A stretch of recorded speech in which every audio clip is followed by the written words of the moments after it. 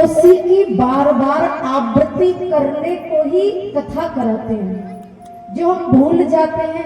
अच्छा देखो, कोई एक बैटरी है जिससे लाइट जलती हो, एक बार चार्ज कर दो और 8 दिन जला लो, फिर वो उसमें दम रहता है? नहीं रहता ना।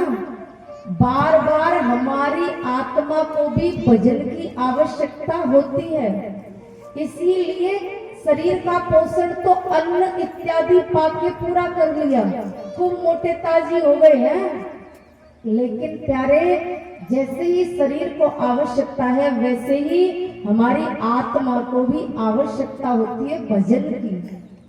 कैसे दृढ़ता आएगी, कैसे भारीपन आएगा? भजन नहीं करोगे तो मन की जो वृत्तियां होती है ना, चारों तरफ घूमती है, उनका भटकाव बंद नहीं होता। आपके अंदर गंभीरता आएगी नहीं तब तक, जब तक भजन नहीं करोगे।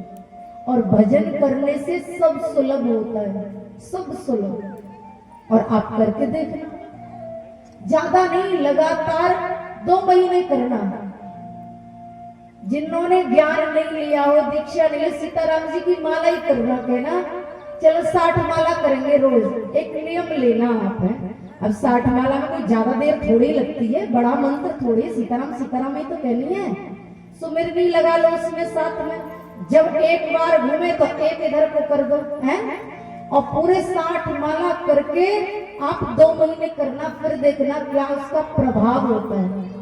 जीवन बदलने लग जाता है, गंभीरता आने लग जाती है, चित्त की जो चंचलता है ज्यादा नहीं रहती, हमें बोध होने लग जाता है जीवन जीना कैसे चाहिए है?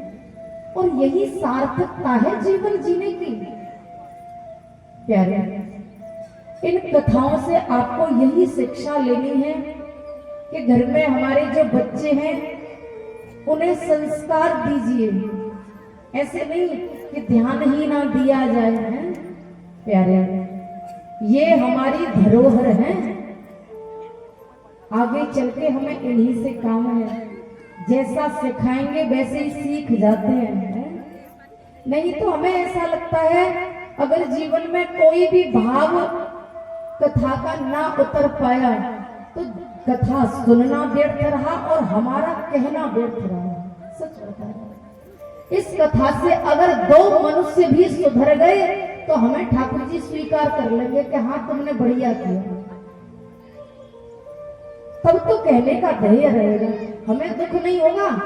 7 दिन जब आपने इतनी मेहनत की, इतना धन दिया, शरीर से परिश्रम किया, मन लगा के बैठे, लेकिन जीवन में नहीं उतारा तो हमारा कहना तो व्यर्थ ही रहा। प्यारे हैं, इसीलिए इन कथाओं से हमें शिक्षा ले लेनी चाहिए। जो भी प्रसंग अच्छा लगा, लेकिन प्यारे, जो सज्जन होते हैं, जो अच्छे पुरुष होते हैं, वो सार सार को गहिरहे थोता देह उड़ाए।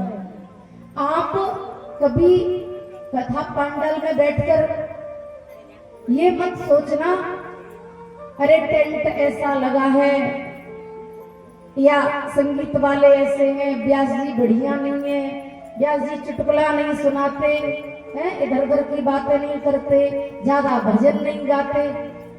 प्यारे, इन सब में मनोरंजन करते करते जीवन निकल गया।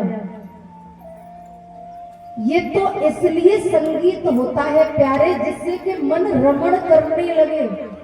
हमारे वृंदावन में अनेकों जगह ऐसी हैं जहां संगीत बिल्कुल नहीं होता, कथा सार सार में चलती है, बिल्कुल न कोई भजन न कुछ भी। लेकिन प्यारे, अगर प्रसादी पाते हैं तो उसमें नमक मिर्च होना जरूरी है कि नहीं? अब इतने भी स्वादु हो गए हैं, साधु नहीं रहे हैं कि जैसा मिला वैसा जीभ का स्वाद नहीं करना चाहिए। जैसा मिल जाए पालो पेट ही तो भरना है? अगर जीभ का स्वाद करेंगे तो भजन में मन लगेगा, जिब्या तो और कुछ मांगेगी, फिर कुछ और मांगेगी, जैसे मुझे ये स्वाद दे दो। हाँ जी है ना जी। आज कचौड़ी खाएंगे, फिर पकौड़ी का मन करेगा। इसलिए जो भजन मार्ग में चलते हो प्यारे, शरीर का क्या है, शरीर कभी मोटा होता है, कभी दुबला होता है, कभी पतला होता है, हो जाता है, कोई नहीं। इसलिए शरीर को पोषने के लिए आप जियो मत, जिंदगी कैसे जीनी है वो सोचनी है, जैसा मिल जाए रूखा सूखा। संतों के यहाँ देखा है कैसा प्रसादी पाते हैं, उसी में दाल भात दूध मिठा सब मिला लेते हैं कि कहीं जीव बिगड़ न जाए, कल को कुछ मांगने न लग जाए। अगर कैसे भी ध्यान जिद्या पर चला गया तो भजन में मन नहीं लगता। आज हमारा मन रसगुल्ला खाने को कर रहा है तो कल कुछ और खाने को करेगा। इसलिए प्यारे विशेष ध्यान रखना, खाने के लिए मत जीना, जीने के लिए खाना है। खाने को तो पशु भी देखो कैसे कैसे मोटे ताजे हो जाते हैं, लेकिन प्यारे हमें इन कथाओं से यही शिक्षा लेनी चाहिए कि हमें जीवन जीना कैसे चाहिए।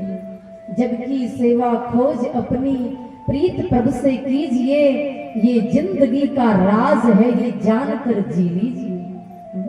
यही तो राज है। संतों की सेवा मिल जाए, जितने भी ऋषि मुनि हुए पहले उन्होंने सेवा की है कि नहीं की है? सबसे पहले सेवा की है, तब जाकर गुरुदेव भगवान हमारे प्रसन्न होते हैं, फिर आशीर्वाद देते हैं, तभी तो भगवान मिलते हैं। इसलिए प्यारे हमें बिल्कुल कथा को सार सार लेना है, सरोता बनकर मत बैठा करो। आप तो नहीं बैठते, फिर भी कोई भी किसी के मन में कोई विचार ऐसा आए कि हमें ये अच्छा नहीं लगा, हमें प्यारे ठाकुर जी का नाम एक खांड की बोरी है, कहीं से भी निकालोगे तो मीठा ही मीठा निकलता है, कहीं से भी निकाल लो, चाहे संगीत के द्वारा सुनो, बिना संगीत के सुनो, कैसे भी सुनो, ठाकुर जी की रस का पान करना चाहिए।